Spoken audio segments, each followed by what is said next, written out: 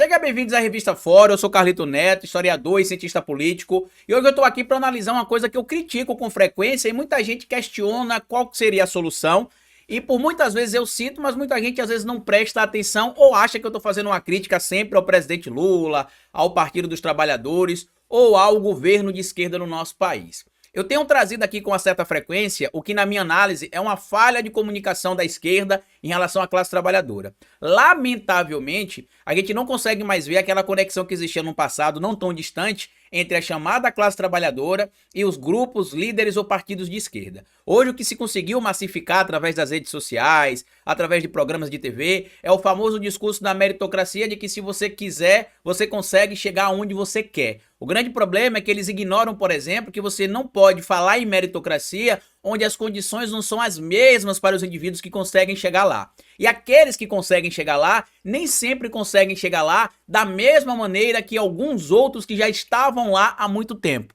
Então você tem de passar 3, 4, 5 vezes pela mesma dificuldade para chegar em um lugar que o indivíduo não sofreu nenhum terço do que você passou, por exemplo. Isso não remete meramente à meritocracia, tá? A meritocracia ela deve ser analisada da seguinte forma: partindo do mesmo ponto, das mesmas condições, qualquer um pode chegar lá. Quando você tem condições desiguais para os desiguais e benefício para aqueles que já têm uma condição melhor que o resto da sociedade, isso não é meritocracia. Então eu tenho trazido com frequência aqui, inclusive das minhas participações aqui na Revista Fora em relação a lives, a entrevistas, além das minhas análises aqui também, que a gente faz com uma certa frequência, né, de segunda a sexta-feira, às 16 horas, eu tô aqui no chamado Carlito Neto na Revista Fórum, onde eu falo sobre a comunicação. E muita gente acha que quando eu faço essas críticas à comunicação, eu tô pegando no pé do presidente Lula, pegando no pé do ministro Pimenta, pegando no pé do Guilherme Boulos, pegando no pé da esquerda.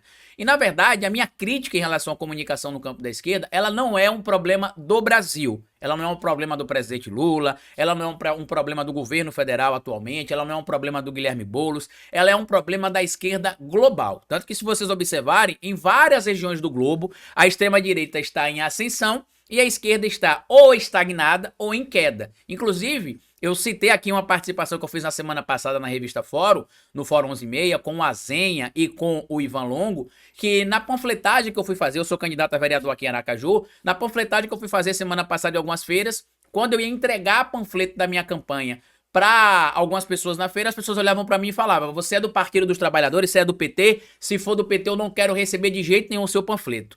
E essas pessoas não eram grandes empresários, tá? Eram pessoas simples, gente vendendo, por exemplo, caranguejo, camarão, queijo, farinha na feira, mas que não conseguem, em tese, ser representado pelo Partido dos Trabalhadores. E é claro que isso é uma desconexão da realidade, porque o Partido dos Trabalhadores tem sim, apesar de várias críticas que podem ser feitas, no geral, eles têm levado sim o interesse da classe trabalhadora para serem discutido no Congresso Nacional, melhorias da vida da classe trabalhadora, como a gente tem neste momento um Congresso de maioria de direita e de direita bolsonarista, a gente acaba vendo o Partido dos Trabalhadores e outros partidos do campo da esquerda fazendo concessões que em outro momento provavelmente essas concessões não seriam feitas, mas a gente entende o momento político que o Brasil vive, mas precisa se conectar com a classe trabalhadora. Quando a gente vê fenômenos que têm acontecido, por exemplo, em outros lugares do mundo, como aconteceu na Argentina, como aconteceu, por exemplo, recentemente também na Europa, em vários países, né, como é o caso da França, da Espanha, da Alemanha, que várias lideranças ligadas à extrema-direita cresceram ou tiveram ali muito próximos de vencer a eleição.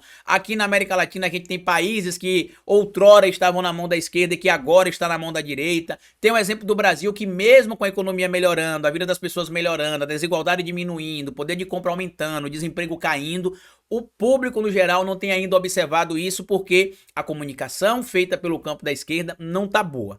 E aí eu decidi trazer para vocês aqui o exemplo de uma pessoa que muita gente não considera de esquerda, que muita gente acha que ele não é de esquerda e não tem problema. Não tô aqui para discutir se você acha que a figura que eu vou trazer aqui hoje ela é de esquerda ou não é de esquerda, tá? Eu tô aqui para trazer para vocês a discussão sobre o ponto que deu certo. Se aquela comunicação deu certo, se aquela situação que a gente está trazendo aqui deu certo, então nada mais justo que a gente trazer aqui esse exemplo para, no mínimo, se trazer uma reflexão, que é o ponto que eu quero trazer para vocês aqui. E eu tô falando da figura do João Campos, prefeito do Recife, atualmente candidato à reeleição no Recife, e que entendeu como é que funciona essa comunicação no campo da esquerda.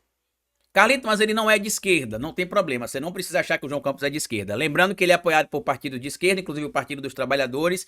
A única capital do Nordeste que o candidato apoiado por um partido de esquerda, ou supostamente o partido de esquerda, tem vencido a eleição nas pesquisas com folga é no Recife. Você tem outros estados ali que você até vê os candidatos liderando, mas dentro da margem de erro. Então você tem ali o caso, por exemplo, de Teresina em alguns cenários, você tem o caso de Fortaleza em alguns cenários, mas você não tem, por exemplo, uma folga na liderança de um candidato supostamente de esquerda ou apoiado pela esquerda, como você tem o João Campos lá no Recife. E aí eu quero mostrar pra vocês aqui uma coisa que a gente vem trazendo há um certo tempo. Primeiro, né, Carlito, você fala muito que precisa melhorar a comunicação, mas não traz exemplos de como precisa melhorar a comunicação. Então eu decidi separar dois exemplos. O exemplo do presidente Lula, que é a chamada velha guarda da esquerda, e o exemplo do João Campos, que apesar de não ser considerado de esquerda por muitas pessoas, é um modelo na minha análise como cientista político, e eu tô falando isso pra vocês porque quando eu presto consultoria política, lembrem, eu sou candidato a vereador aqui em Aracaju, mas eu ainda presto consultoria política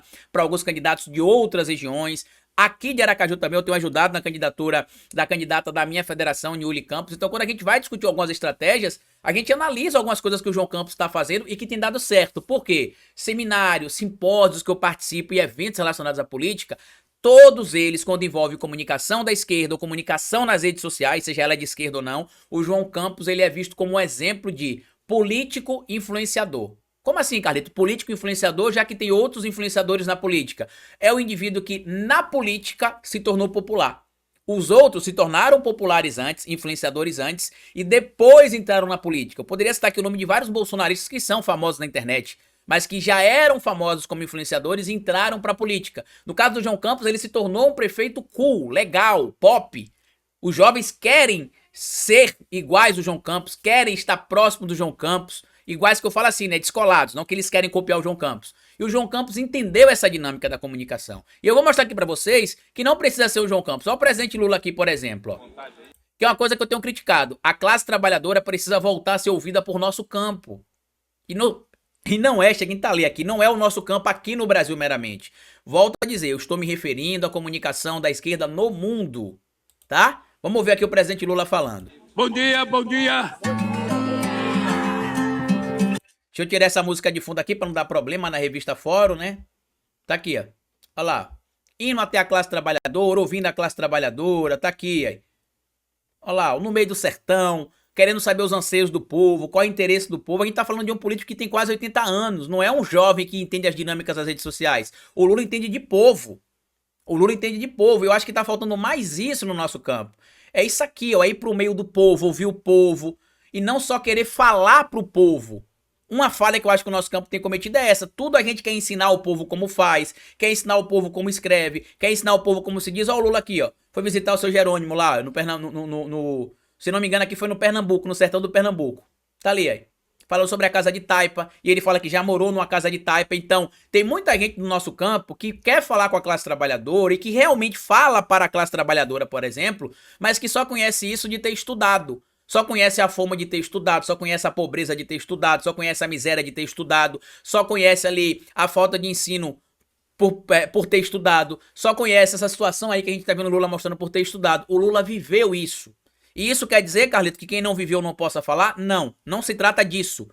Quem não viveu da pobreza pode falar sobre pobreza. Quem não viveu da miséria pode falar sobre a miséria. Mas você tem que saber fazer isso aqui, ó, que é conectar-se com o povo. É ir lá na casa do seu Jerônimo, tá ali o seu Jerônimo emocionado abraçando o presidente Lula. É saber que o seu Jerônimo tá nessa situação porque é uma situação que foi imposta a ele pela sociedade.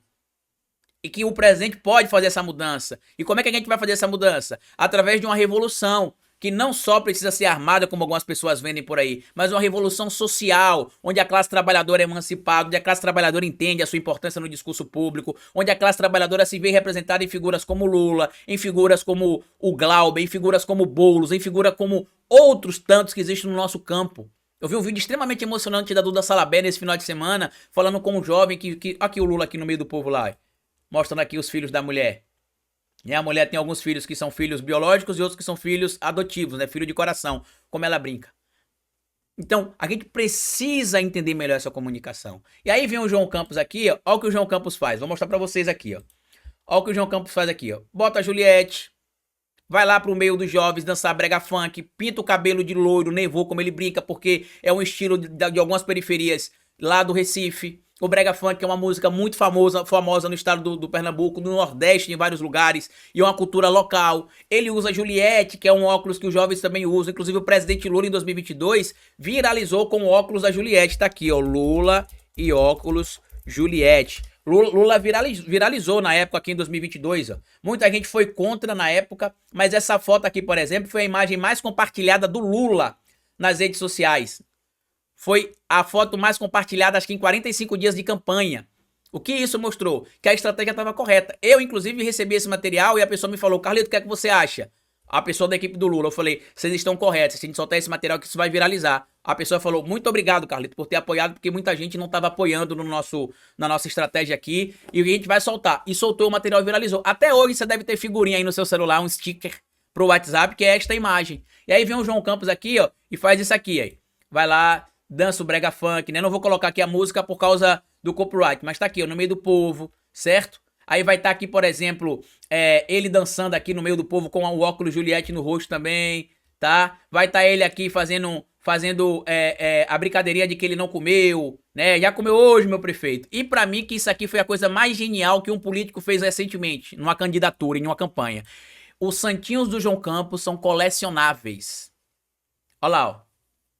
Não vou botar porque tem uma música de fundo, mas ele tá falando ali, ó, que ele não é igual aos outros, ele não ia fazer igual a todo mundo, ele ia fazer o que? Colecionáveis, tá lá, ó. Tem ali, ó, o Nevô, aí tem o outro santinho, que ele vai mostrar, que é o santinho do frevo, ele tocando frevo, tem o santinho que é ele correndo, tem o santinho que é ele jogando bola, inaugurando fonte de água lá no Recife, tem um santinho dele comendo, já comeu hoje, meu prefeito. Ou seja, o que é que ele faz com isso aqui? Ele faz uma coisa que a gente chama de comunicação orgânica. As pessoas vão querer buscar o João Campos agora e a equipe do João Campos para receber o santinho dele, para receber o panfleto dele. Por quê? Porque é colecionável.